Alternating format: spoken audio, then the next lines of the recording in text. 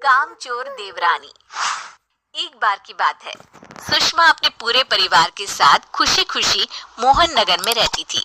उसकी दो बहुएं थी, पल्लवी और शिवानी। एक दिन दोनों बहुएं रसोई में काम कर रही होती है कि तभी उनकी सास सुषमा उन्हें बुलाती है। अरे बहू, जरा इधर तो आना। शिवानी, जरा जाकर देखना सासू माँ क्या कह रही है। दीदी, आप ही देख लो ना जाकर, आपको भी तो सुनाई दे रहा है।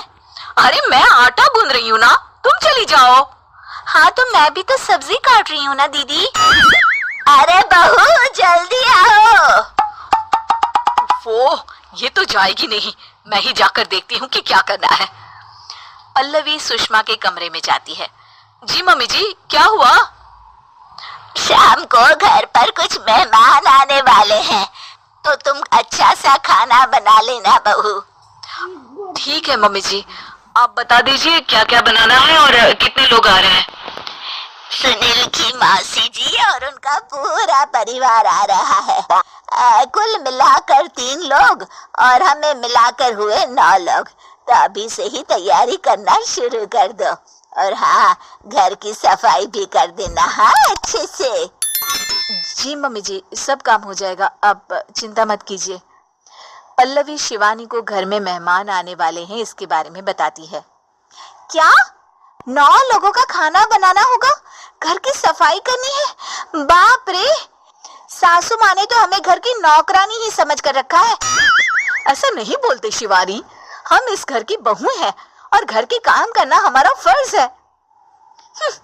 दीदी तो है ही सासू माँ की चमची, जब देखो सासू माँ सासू माँ।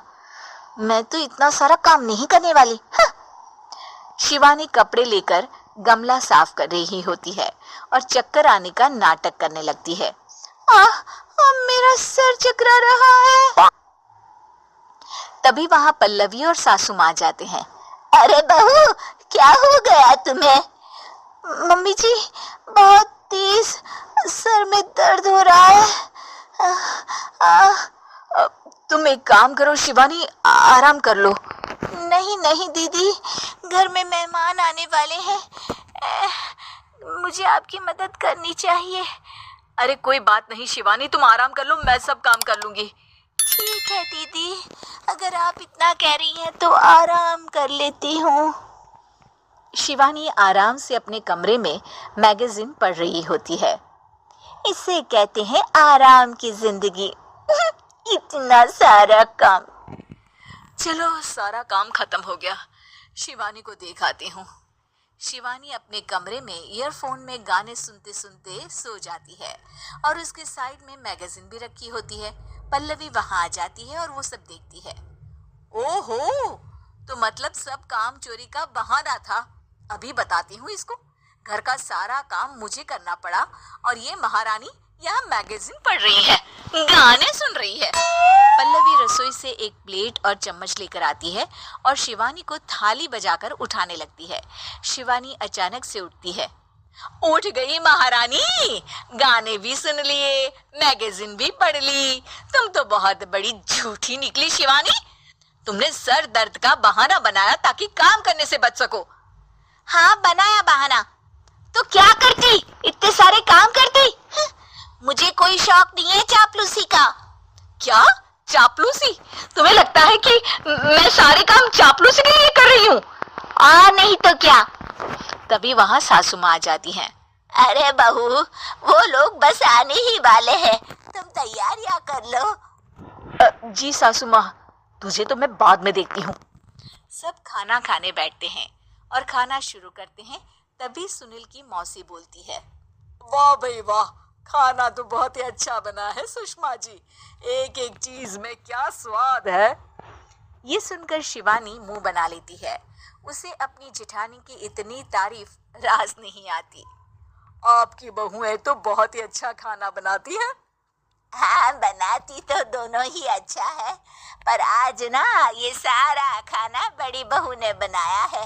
छोटी बहू की तबीयत ठीक नहीं थी, सो इसलिए। मानना पड़ेगा सुषमा जी, आपकी बड़ी बहू तो बहुत ही गुणवान है। पल्लवी की तारीफ सुनकर शिवानी को जलन होती है। पल्लवी ये सुनकर खुश हो जाती है और शिवानी की तरफ देखकर उसे चिढ़ाती है। कुछ देर बाद मेहमानों के जाने का वक्त हो जाता है। मौसी जी सबके लिए उपहार लाई होती है। वो सबको शगुन के पैसे देती है और अंत में पल्लवी के पास आती है। तुम्हारे लिए शगुन का लिफाफा तो है ही, पर बहू तुम्हें एक और उपहार भी मिलेगा इतना अच्छा खाना बनाने के लिए। मौसी अपने सोने के कंगन निकालकर पल्लवी को पहना देती है। ये लो, ये मेरे मनपसंद कंगन है, अब से ये तुम्हारे हुए। धन्यवाद मौसी जी।